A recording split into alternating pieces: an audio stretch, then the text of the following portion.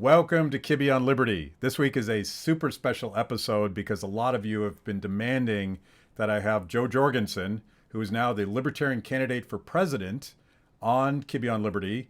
We made it happen. You demanded it. We made it happen. This is going to be a great conversation. Check it out.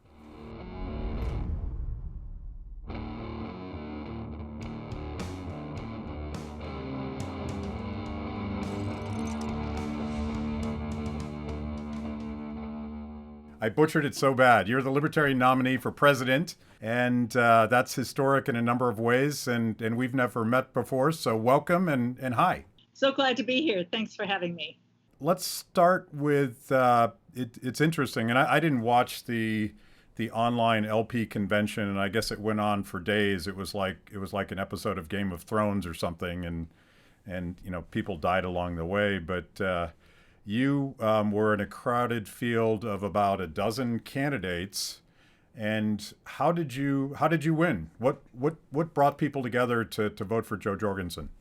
Well, I think I presented a great argument that we don't have to sell out our platform, we don't have to sell out our principles, and yet we can present a message that the American people will listen to. Because, you know, in the 1970s and 80s, we tried with "it's my body, I can do what I want with it," or "it's my money, you can't take it." And that's not how the average American voter feels. What they want to hear is, how did they afford their mortgage when healthcare costs are so high? How come their kids' school quality has gone down, education is going down? So I think that we can show how we are the best solution.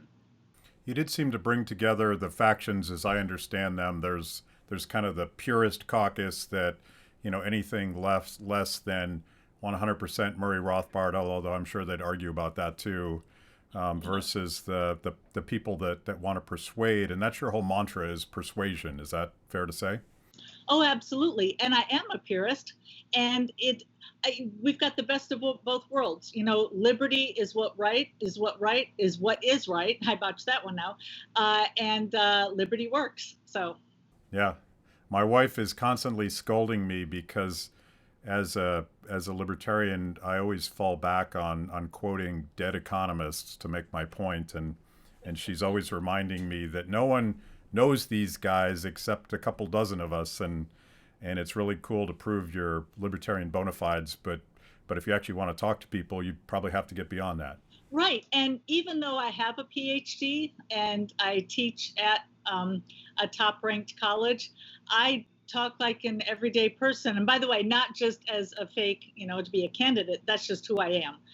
In fact, my dissertation chair complained about that I talk too much like a layperson. So I never give people like the name of a theory or talk about liberty in abstract terms. I talk in concrete terms, which, by the way, we know from psychological research, because that's what my degree is in. We know that what works, what's more memorable, is to give concrete examples and to speak in concrete terms rather than abstract. Yeah, I love that, and towards that end, I'd love to learn a little bit more about you. I think people are starting to Google your name, and they're starting to see that the LP has a candidate, and I want to hear about you. And I've done some cyber stalking, and Okay. And you do teach at you teach at Clemson. You're a senior lecturer at Clemson University. You're an industrial psychologist. But let's go back to the beginning, because you started your career working at IBM. What was that all about? Well, basically, I got my undergrad degree in psychology. However, my husband was going to continue in school, and I just thought, what's the quickest way I can get out there and earn a living? And so I got my MBA, worked for IBM, and the PhD in industrial organizational psychology, that's actually more of a business psychology degree. So we deal with things like teamwork, leadership, motivation, that kind of stuff. So it's a cross between psychology and business. I was thinking about that. It strikes me that all of us libertarians are, well, cats are libertarians, and perhaps we're even harder to herd than cats are. And maybe the movement, not just the party, but the movement might need a little bit of industrial psychology trying to create some systems so that we could actually work together and do cool things. Will you take that project on even as you serve as president of the White House? Absolutely not. I'm going to handle easy things like being president of the United States. Yeah, you're gonna accomplish world peace and stop police violence against innocent people, but nobody can take on getting the Libertarians to work together. Yes, I'm going to leave that to the national chair and executive director. So I'll leave it in their capable hands.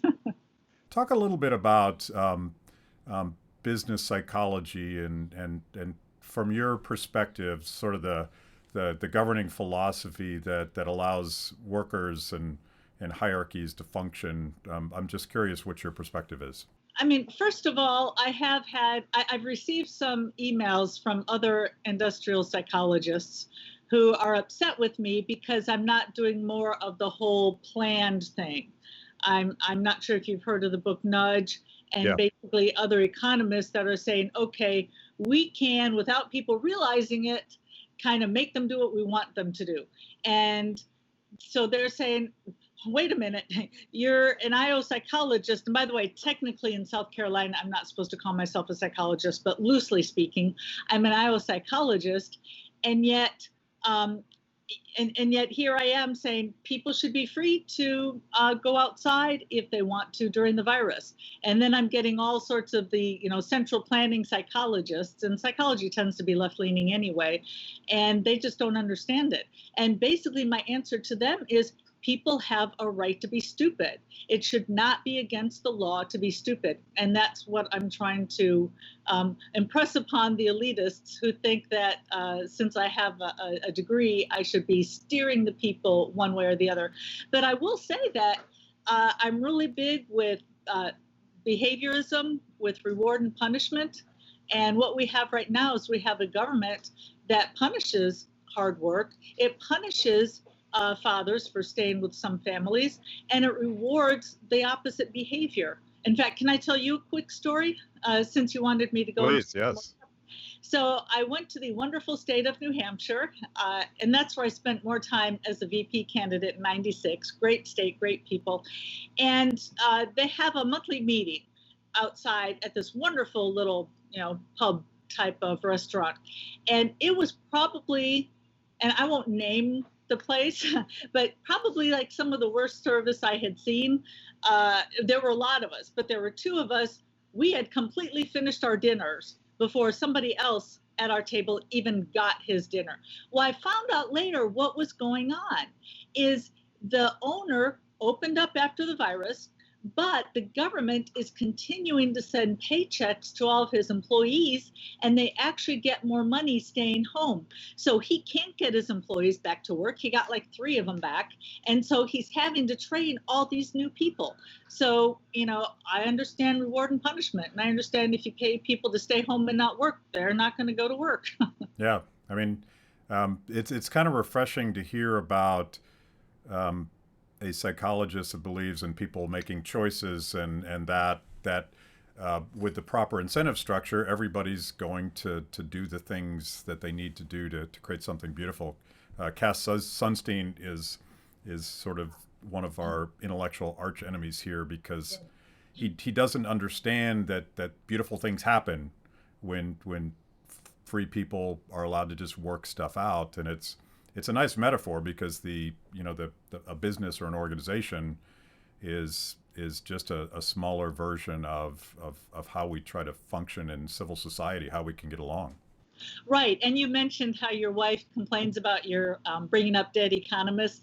So Milton Friedman is one of my all-time favorites. And by the way, I actually flew on a private jet with him from California to Texas back in 1980, right when he was coming out with the Free to Choose. Yeah. And basically, economics is just the number side of psychology. If you raise prices, people will do one thing. If you lower prices, people will do another thing. So it's psychology and numbers put together. And he gave just the best examples about how, for instance, it's in people's best interest to not discriminate. I love his example about the wheat. If you're a baker, Are you going to buy from a white person with a higher price of wheat or a black person with lower price wheat? Now, can you discriminate? Absolutely, but you're more likely to go out of business or not have as big of a profit for yourself. So, rewards and punishment, it's like gravity. You don't need the government putting rewards and punishments out there because, and this is where Adam Smith comes in, so you've basically got rewards and punishments that are guiding people in the free market, and that's why we call it the free market.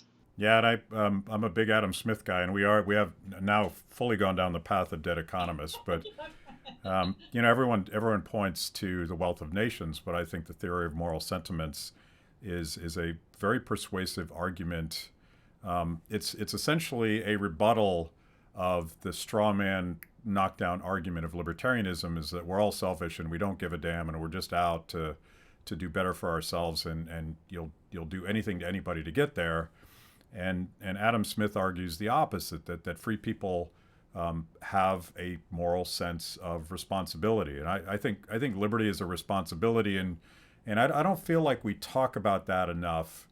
And we sort of cede words like responsibility and community and justice to the progressive left, and I feel like libertarians are the only ones that actually understand where that comes from and how it works. Right. And now I'm going to go full libertarian on you. I've never mentioned Ayn Rand in any of these interviews I've done. But yes, the virtue of selfishness. In fact, I was in a third-party debate in Chicago in which there was a socialist on stage and the Green Party and others. And the socialist was like, we don't want doctors working for profit. And my response was, you better want a doctor working for profit. And by the way, the two specialties in which are the most free market, in which there are profits, would be cosmetic surgery and LASIK surgery. And in those two fields, prices have gone down, quality has gone up, because they have to compete for you. And that's what you want. So yeah, it's just great, again, that liberty works and liberty is right. It's funny you bring up Rand. I consider myself sort of the intellectual bastard child somewhere between Ayn Rand and Jerry Garcia. And some people think that's weird, but I think it's the connection. What I mean by that is a connection between the individual right to determine your own life, and the beautiful thing that happens when free people come together and create a community and can do something together that no one of us could do alone. I don't think those two principles are in any way inconsistent. Exactly. Good point. So I do have a gotcha question. I was reading about you, and it's only a gotcha question because no matter what you say, you're going to upset somebody. But I was curious if you've looked at all at Jordan Peterson's 12, what's it called? 12 steps or 12 rules for life. 12 rules for life. I went and saw him give a talk, and I've always been very intrigued by him, but he's a different type of psychologist. But what do you think? Yeah, he is. My understanding is he's a clinical psychologist. And I have seen, I haven't read anything. I have been busy campaigning, but I have seen snippets of him on YouTube, and I think he's awesome. I think it's great that somebody wasn't muzzled. Well, although he is Canadian, so that might explain why he wasn't muzzled by the American Psychological Association, which is very left-leaning. So I think it's great that somebody can come out there and speak his mind. And he's got this, and it gets to the sort of personalization and persuasiveness part of things, because I think the part of Jordan Peterson that matters to me is just that freedom is a responsibility, and it's just common sense. But I'm not sure we have so much common sense anymore.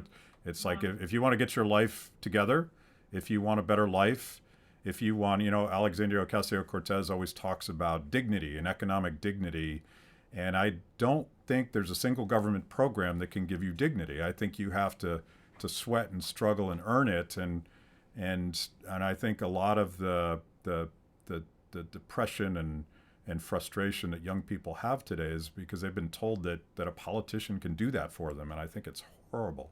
Oh yeah, and it goes deeper than that. In fact, I gotta admit, I was a little upset when I first saw Jordan Peterson out there making a big splash, because I thought, this is stuff I believe in. How come I didn't think to monetize this? Yeah. But I show a movie about self-esteem, not really a movie, but a film clip about self-esteem in one of my classes, and they looked at it and they said, okay, what we need to do is give every kid a trophy. We need to tell everybody, aren't you wonderful? Aren't you great?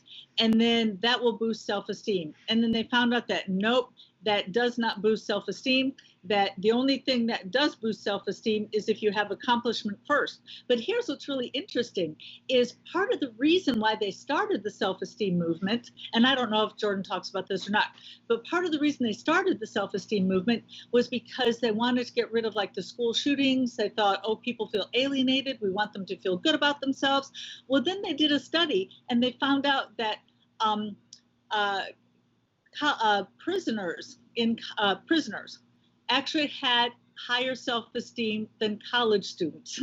And basically, if you give somebody an inflated self-esteem, they are more likely to be aggressive, they're more likely to be violent, and they're more likely to trample other people's rights. So not only did it not work, it had the opposite effect. Yeah, I mean, that instinctually that makes a lot of sense to me, but that's fascinating that you have data to back it up. One more question before we get into the nuts and bolts of winning the nomination. I see that one of the courses you teach along the lines you were just talking about is pursuing happiness. Yes. And I love the idea that libertarianism is ultimately about respect and happiness and peaceful cooperation and all the beautiful things that people can do when those are the rules of the game. You're not paying us, but we're not paying you. But tell us what that class is all about. I'll send a tuition check to everybody in the mail. Yeah. Well, first of all, let me say the number one cause of happiness: social relationships.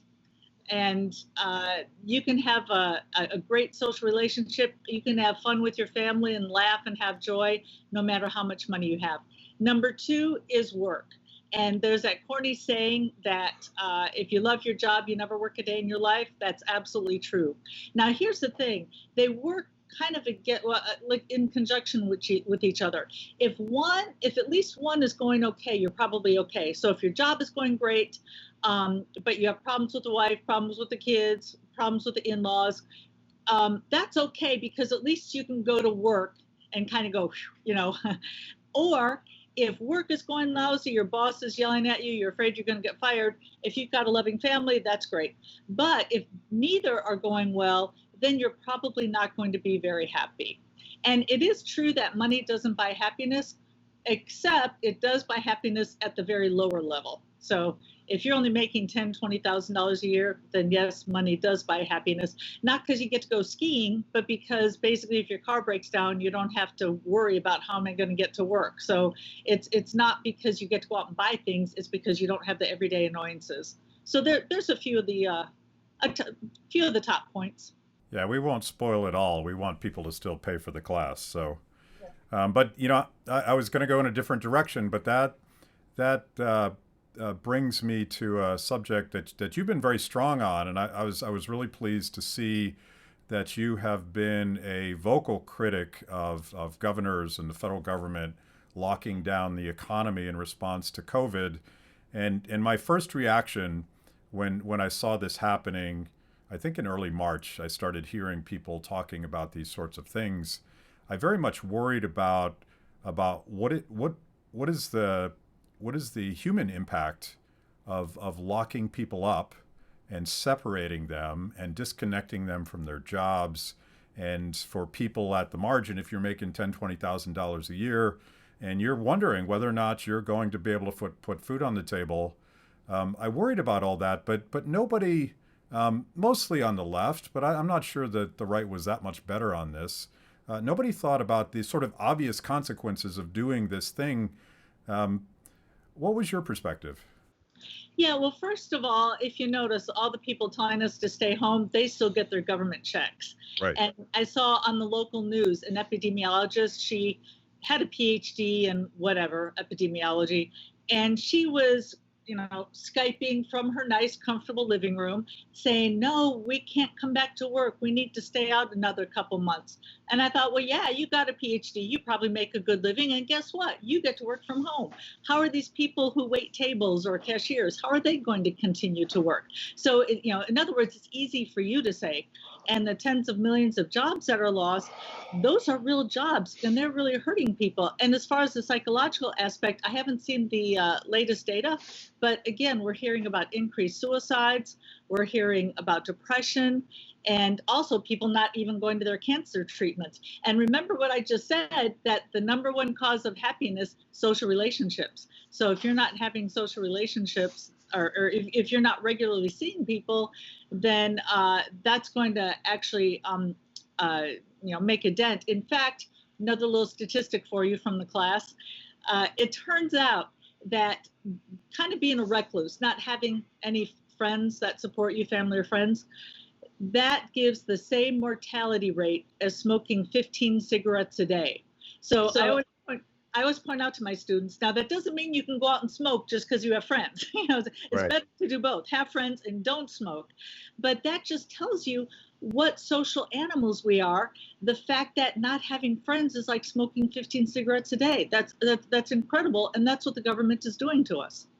It's kind of tragic that and everything is so damn political, and I was actually as someone that's watched everything become tribal and political, I was shocked at how quickly your position on lockdowns in response to COVID became a fundamentally political position.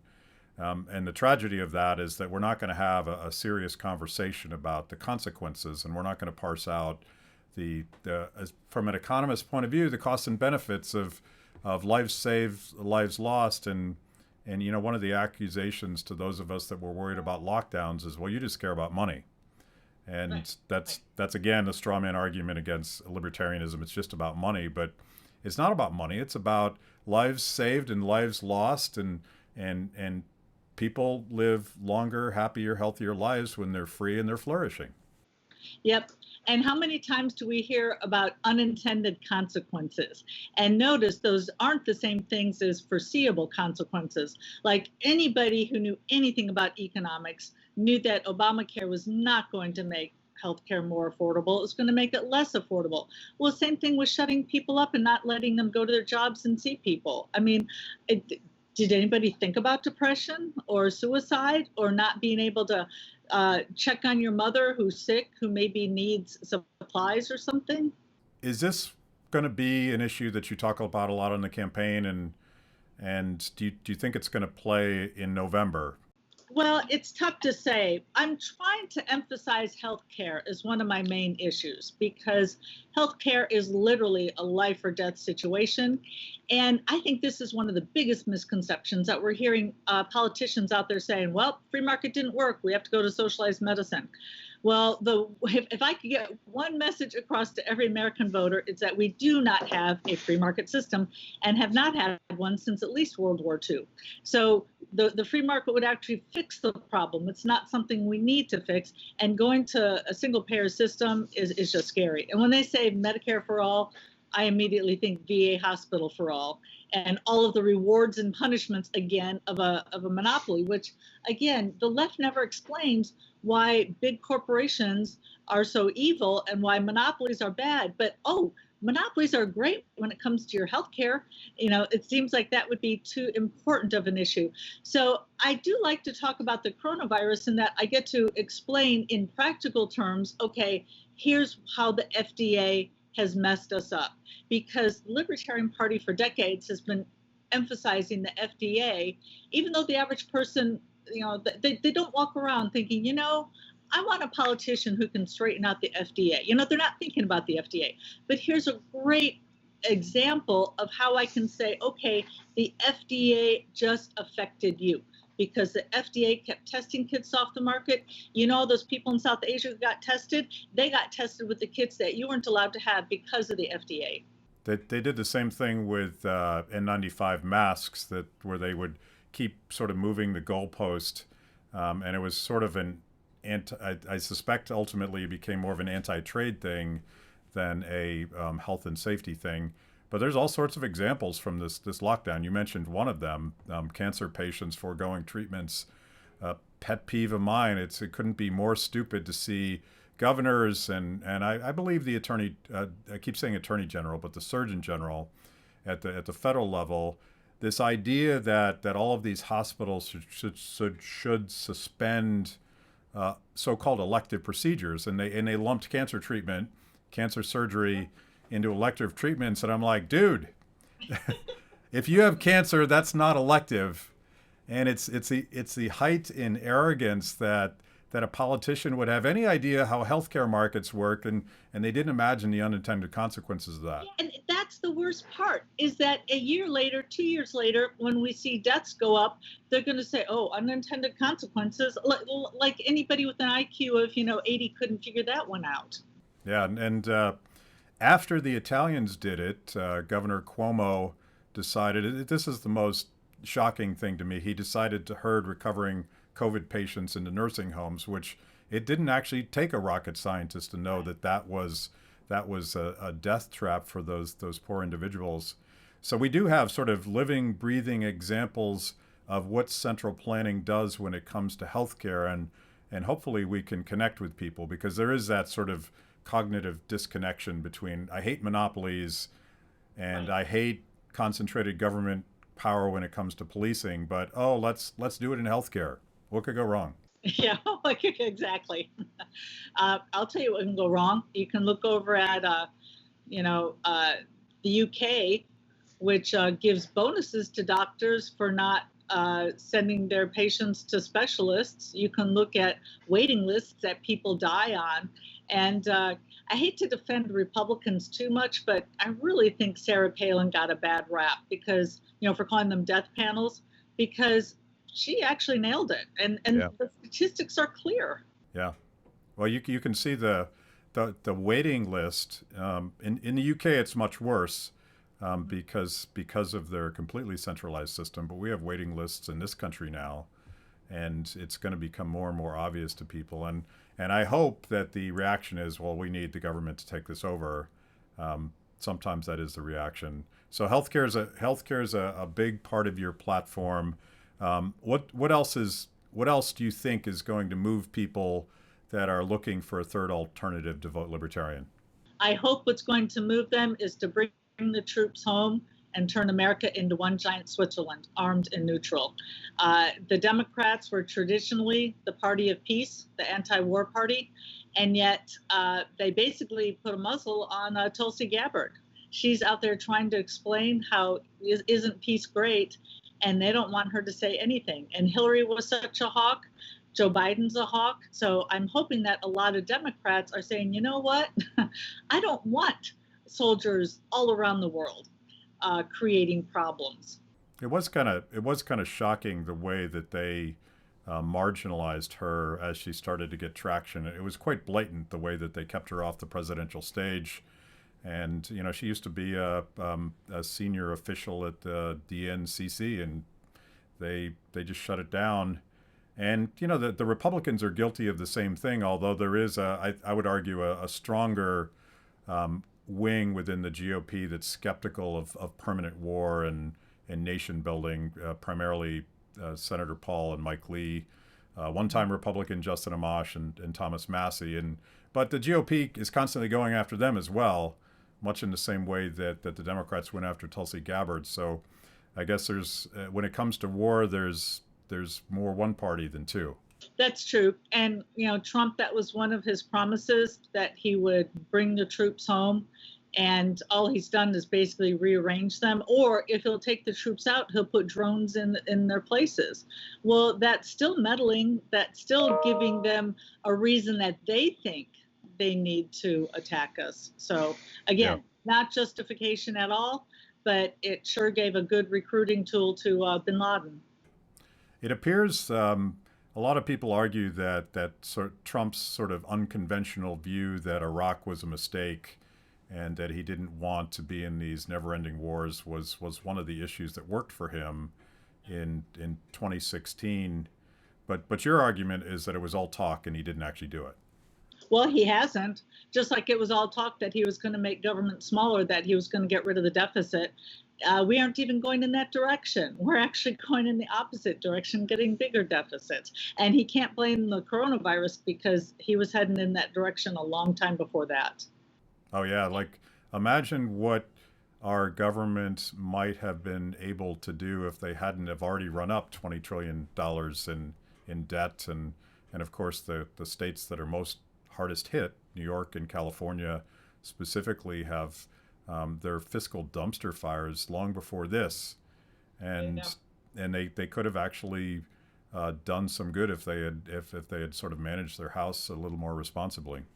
Oh, yeah. And I point out to people that, one of the reasons that the polls got it all wrong is that they didn't poll either people who never voted or people who hadn't voted in 20 years.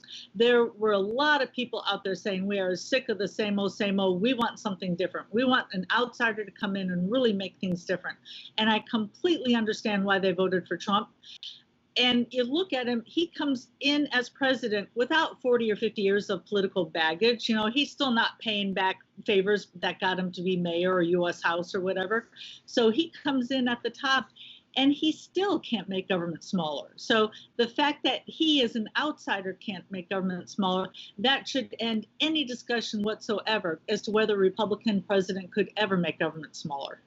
Yeah, I mean, that was a myth that I personally have given up on a long time ago, and I'm speaking as someone that very much tried to make the Republican Party fiscally responsible, and I love chasing unicorns, I guess. But I want to talk about so we've been tough on Trump, and by the way, Joe Biden has a pretty much a horrible record when it comes to foreign policy. He's never seen a war that he didn't want to get into. And that's an interesting position for the modern Democratic Party to be in. So if you're actually interested in someone like Tulsi Gabbard or Justin Amash or Thomas Massey, it appears like that's a wedge for libertarians to attract people. We're the only choice. Another issue, and I've done several shows on this, and I know you've been talking about it a lot. You've been acting on it a lot.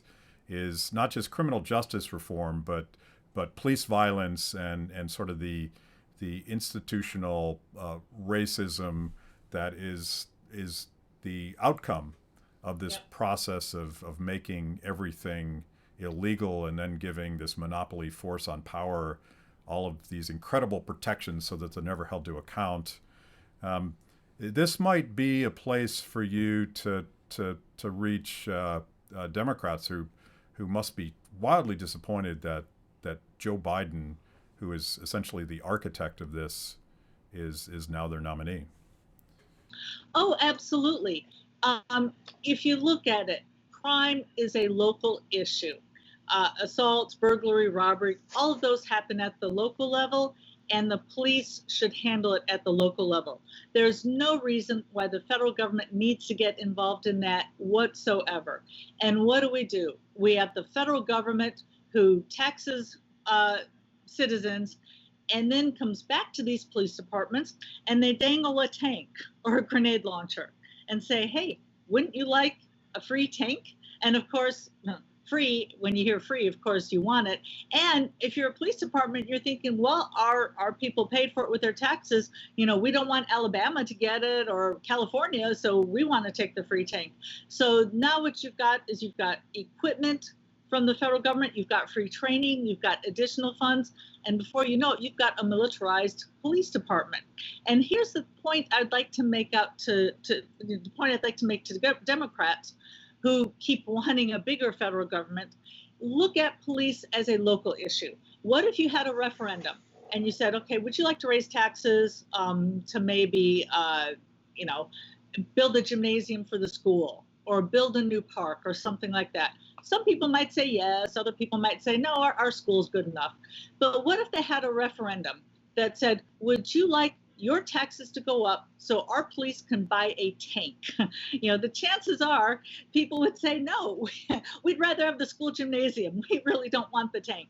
So But that's one way that the federal government does it, is because they take our money, they raise our taxes, whether we like it or not, and then give us stuff that we don't want. So if you want people to have control at a local level, which is what the Democrats are saying, then let's have control at the local level.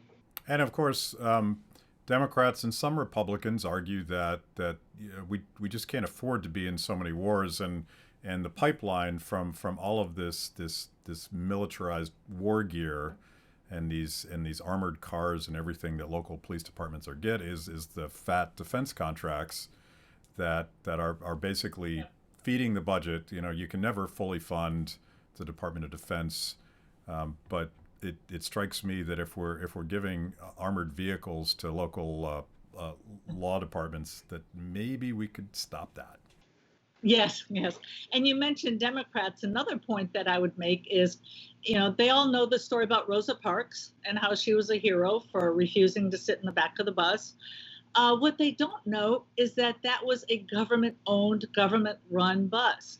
And so you're a Democrat. Why are you going to the very people who are causing the problems? And also, I mentioned the debate I was in. This was almost comical. The socialist closed, or in her closing, she said, the Department of Defense is the largest polluter on the face of this earth. And then the next statement was something about how awful corporations are. And I was like, okay, what just happened there? And it's like, okay, I'll agree with you that the U.S. government is the largest polluter on earth. So why are you going to them to fix the problem? They're the ones who are causing the problem. Why do you think they're interested in solving the problems? If they were going to solve the problems, they would have solved it by now. You know, one of the things that I've been very interested in is sort of opening my ears and empathetically listening to democratic socialists. And I always was fond of arguing that Bernie Sanders is kind of a Jerry Seinfeld version of Ron Paul. It's sort of bizarro Jerry, because in a lot of ways they're railing about the same stuff. You know, too much war, mass incarceration, the war on drugs, crony capitalism, and then Bernie makes this sort of fantastic leap and says that's why we need more government. Well, of course, those are all stories about abuse of concentrated monopoly power government. So I'm sort of hopeful that the young people that are attracted to that stump speech, and AOC gives a similar an attractive stump speech, but from our perspective, of course, her solutions are all wrong. Do you think young people are a place where the LP can grow? Oh, absolutely. And you mentioned Ron Paul and Bernie. Remember Dennis Kucinich, how Ron Paul and Dennis Kucinich agreed on a lot of things. And he was just about the most liberal person besides Bernie. And they agreed on many things, but the other things, it was how you get it. But they both wanted the same thing. But absolutely. And my message to Bernie supporters would be, the reason I'm not a Bernie supporter is because I think that the little guy should have power. And I know that that might make their head spin, because they're thinking, well, yeah, that's why I'm supporting Bernie. But it's like, no, what Bernie wants is to take power away from you and give it to the people in Washington. Why would you want that? If you really want to help the little person, you need to look to the Libertarian Party. So one of the things you did, I want to go back to how you might reach out to conservatives and talk about something that's probably controversial with some conservatives. You showed up, and I think it was in New Hampshire, I'm not sure, you can correct me, at a Black Lives Matter vigil for the victims of police violence. Where was it? Tell me about that, and tell me why you went. Yeah, it was a candlelight vigil for George Floyd, and they did mention some others as well. And we do have racism built into the system, and not just recently, and not just the police. You can go back to when they freed the slaves. After they freed the slaves were offering their services. They were excellent craftsmen, because they were the ones doing all the work, and they offered lower prices because they were starting out, which, by the way, is what I did when I started my company. So they're offering great quality, great prices. And the whites, instead of saying, well, I guess we better offer better quality and lower prices too, they said, nope, we'll just write laws to keep them from being able to sell their services. And that's been in there ever since.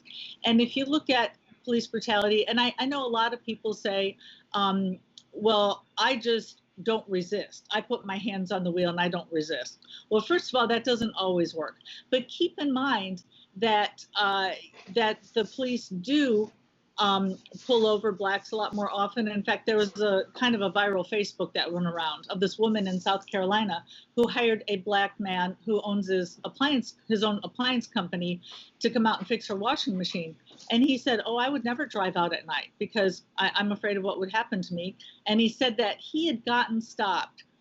I couldn't believe this, 6 times in the previous year, because he's driving around with the truck with, washing machines on the back, and the cops are just assuming that he's stealing them. And I thought, I can't imagine living in that world. I can't imagine being stopped 6 times and I'm not even speeding. So I think that finally the message is starting to get out, and I hope it does. And last, if we look at what's inherent in the system, the drug laws. First of all, cops go after blacks more often for drug laws. And if you look at the sentences for drugs that people of color use have a much higher prison sentence, much longer prison sentence, like crack cocaine, than the drugs that whites typically use. So it's right there in the system. So I was my initial reaction after Ferguson of the phrase Black Lives Matter, and I've talked about this a lot, and my knee-jerk reaction was, no, all lives matter.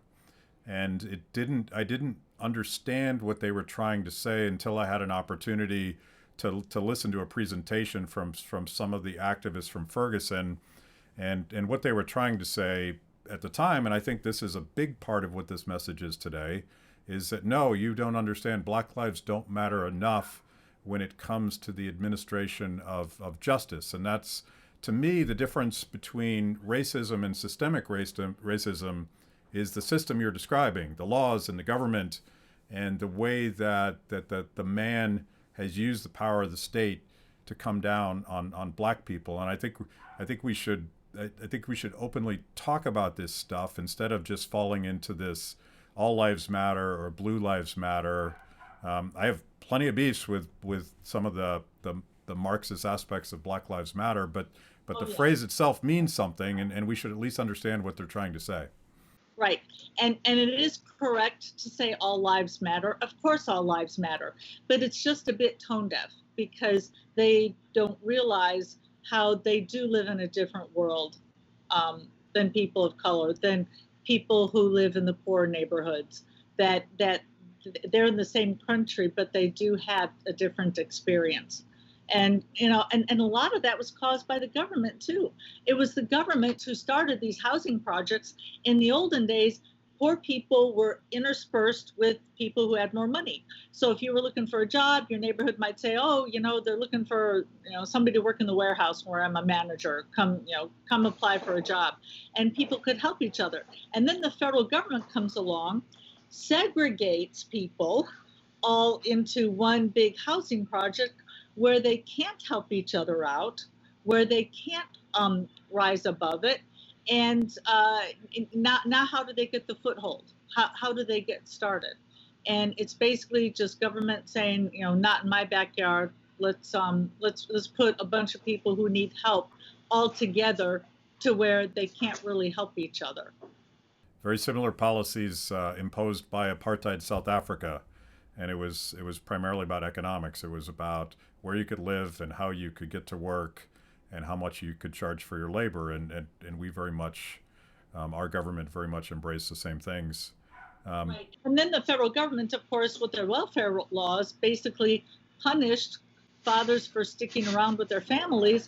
Again, unforeseen consequences, unintended consequences? I don't think so.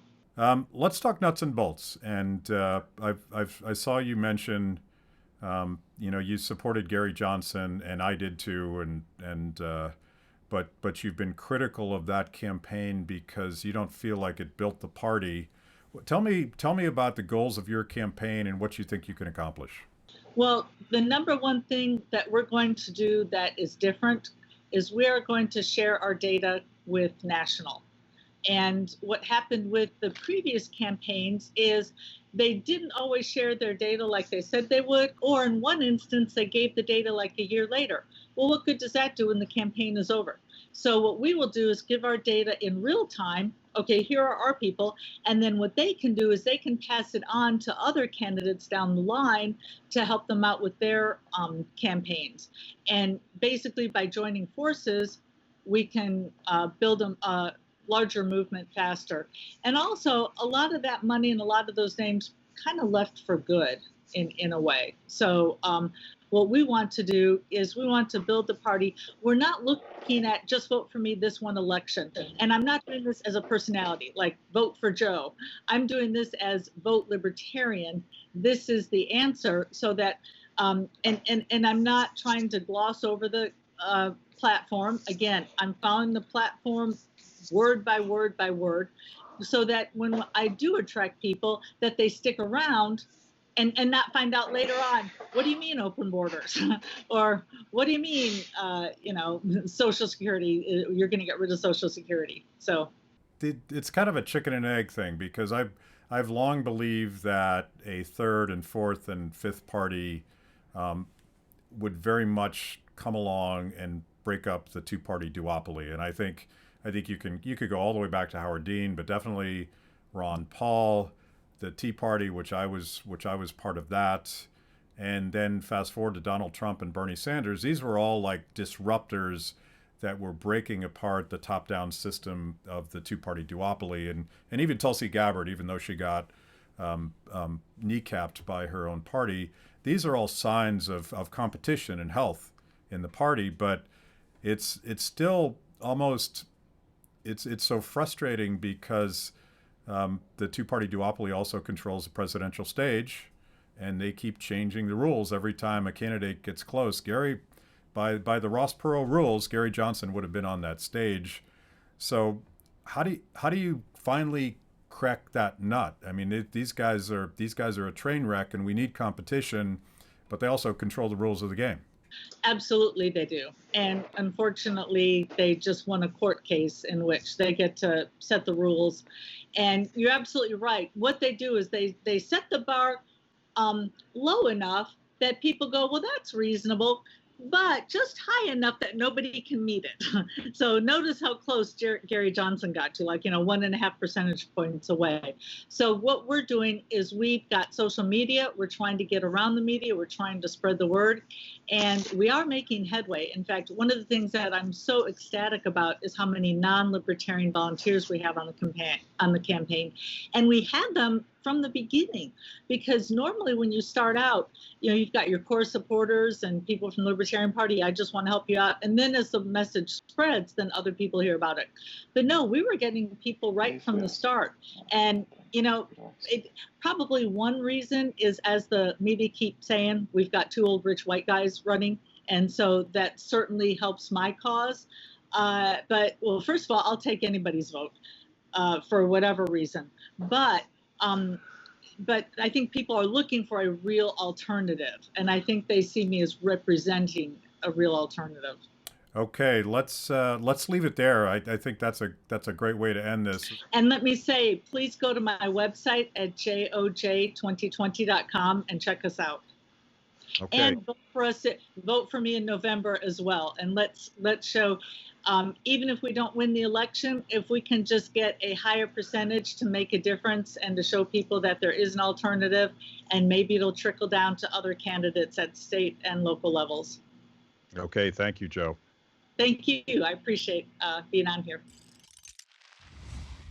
Thanks for watching Kibbe on Liberty. By now, you know this is the most important event of your week. So make sure you subscribe on YouTube. Click the little bell so you get notifications. Kibbe on Liberty, mostly honest conversations with mostly interesting people.